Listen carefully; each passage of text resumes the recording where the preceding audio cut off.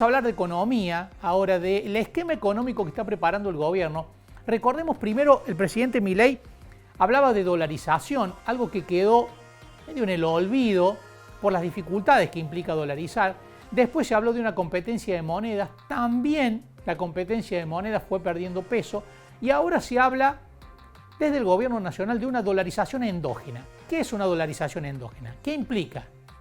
¿Y qué va a implicar para la economía? De todo esto hablamos con Carlos Segiaro, economista, con quien todos los viernes tratamos de desentrañar la realidad económica nacional. Nos explica, Segiaro, qué es la dolarización endógena y cómo llegó el gobierno finalmente a ese concepto del que ahora se está hablando. Empecemos por el proceso histórico, ¿no es cierto? Milei en campaña electoral diciendo que iba a dolarizar la economía argentina, eliminar el Banco Central. Siempre dijimos que eso era de imposible cumplimiento porque para hacer eso necesitas un colchón de dólares que no existe. La estimación es que por lo menos necesitas 50.000 millones de dólares, que no están por ningún lado, digamos. Y entonces el gobierno pasó de ese primer discurso, pasó a un segundo discurso que era la competencia de monedas. El tema es que la competencia de monedas, para que pueda funcionar, en la etapa de la convertibilidad de la década del 90 había un sistema bimonetario donde vos podías hacer contratos en dólares o en pesos indistintamente y las dos monedas eran de curso legal, digamos. El tema es que para que funcionara este esquema de competencia de monedas necesitaba unificar el tipo de cambio. Porque si no, yo te hago un contrato, hago en dólares para alquilarte tu casa y te digo, son 500 dólares. Y yo decís, ¿cuál dólar?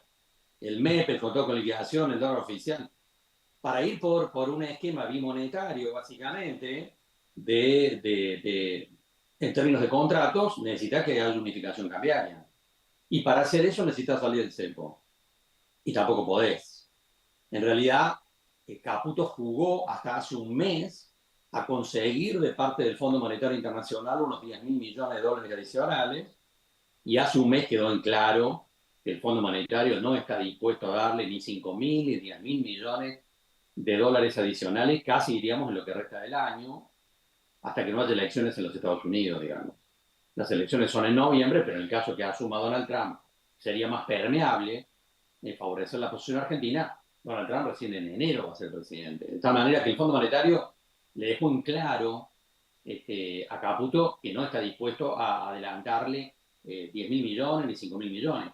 Y alguien dirá, no, bueno, pero se juntaron en Río de Janeiro, se abrazaron ahí, se tiraron flores. Sí, sí, pero una cosa es la diplomacia del Fondo Monetario y otra cosa es poner la plata arriba de la mesa. Y efectivamente no lo van a hacer. Entonces, tampoco la competencia de moneda funciona porque no están los dólares para poder salir del cepo. Entonces, acá aparece la tercera opción, que es la dolarización endógena, que es decir, bueno, emisión cero de pesos. Emisión cero de pesos, y entonces va a haber una dolarización que se va a dar, digamos, por sí sola, en términos de que los pesos van a ser cada vez menos en proporción al circulante. En un momento se le fue la mano al ministro diciendo que la gente va a tener que sacar los dólares para pagar los impuestos. En realidad, es lógico pensar que puede haber un proceso donde haya más dólares circulando, y en ese plano, entonces, bueno, la dolarización se daría de manera endógena. Ahora, eso tiene por lo menos tres problemas. Por lo menos tres problemas. El primero, que profundiza la recesión o evita la recuperación de la economía. Cada vez menos pesos circulando en la economía, porque bueno, hay muchos que tienen un colchón de dólares, pero hay muchos que no tienen ni un dólar. O sea que en realidad, digamos que esa decisión juega en contra de la recuperación económica. Primer problema, puede profundizar la recesión o ralentizar la recuperación. El segundo problema es que genera cada vez más atraso cambiario. Porque en realidad el gobierno argentino en este partido sigue jugando a una devaluación del 2% mensual, con una inflación que está en torno al 4%, ya hay un atraso cambiario preocupante, se profundiza el atraso cambiario bajo este esquema y eso obviamente compite, o digamos, conspira contra la competitividad de los sectores productivos. Este es el segundo problema. Ya estamos empezando a ver cómo se están cayendo las exportaciones de leche en polvo, cómo se debilita la exportación de carne vacuna. Claramente la lectura del inicio de un atraso cambiario que pone en riesgo la competitividad de sectores productivos. Cuando alguien hoy en Río Cuarto, un productor agrícola, se pone a pensar el margen bruto para la próxima campaña, el margen bruto agrícola, el número no le cierra sobre el campo alquilado. Es decir, empezamos a ver los problemas propios del atraso cambiario en términos de conspirar contra la competitividad. Y el tercer problema es el riesgo de default. Porque en este esquema de emisión cero le traspasaron los pasivos del Banco Central al gobierno argentino. Entonces vos decís, bueno, a ver, ¿cómo es esto? Un gobierno argentino que tiene equilibrio fiscal, pero atado con alambre. En recesión, o sea, la recaudación se le está cayendo. Y además tiene el compromiso de bajar el impuesto país en septiembre. Encima se hace cargo de los pasivos del Banco Central y los va a pagar. Cuando alguien le dice al gobierno argentino, che, ¿con qué vas a pagar eso? El gobierno argentino va a decir, con superávit fiscal. Fácil. Esto explica por qué se caen los precios de los bonos y el riesgo país está en 1.600 puntos. Porque empieza a haber desconfianza de que efectivamente el gobierno argentino tenga capacidad para pagar sus compromisos de deuda, sobre todo mirando al 2025.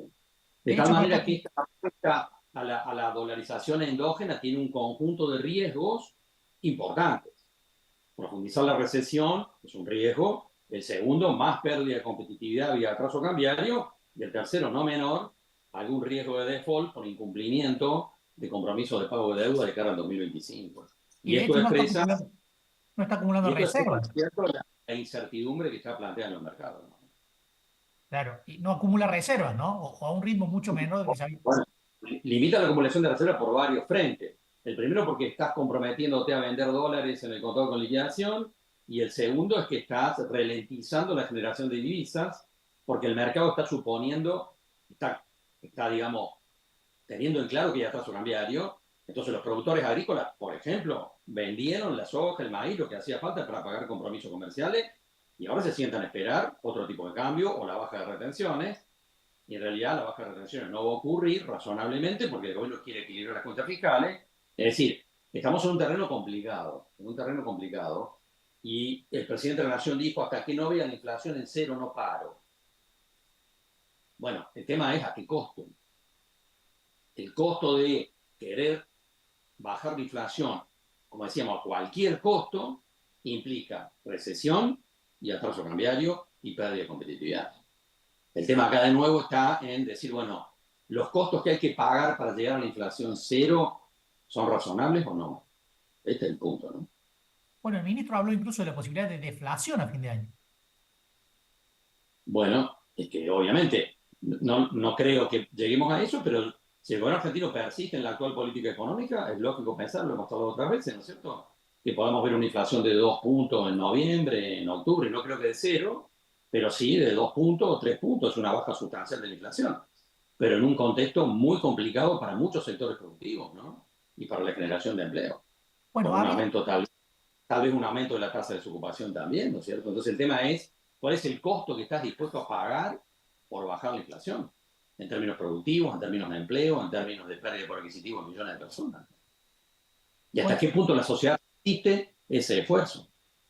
hace unos días hablamos con representantes de APYME y decían precisamente que muchas pymes están quedando en el camino porque no pueden soportar este esquema. Y además muchas están aguantando con la esperanza de la reactivación que cada vez con este esquema parece estar más lejos, cabrón.